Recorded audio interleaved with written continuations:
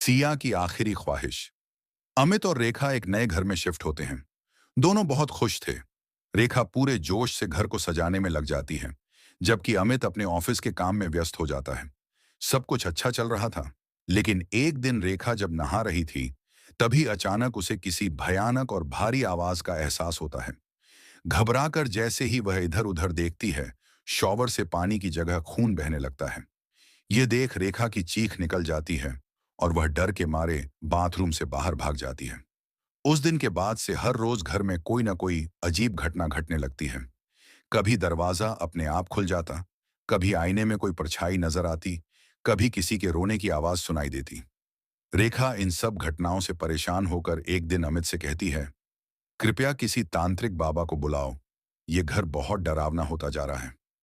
अमित तुरंत एक प्रसिद्ध तांत्रिक बाबा को लेकर घर आता है। बाबा पूजा की तैयारी करते हैं और आत्मा को बुलाते हैं। कुछ ही देर में कमरे का माहौल बदल जाता है।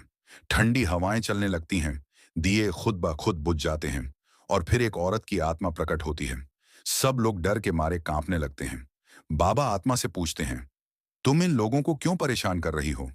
आत्मा जवाब देती है, मुझे अपना अधूरा हिसाब पूरा करना है।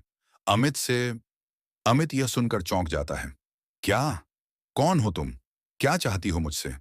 आत्मा रोते हुए कहती है, मैं सिया हूं, तुम्हारी पुरानी प्रेमिका।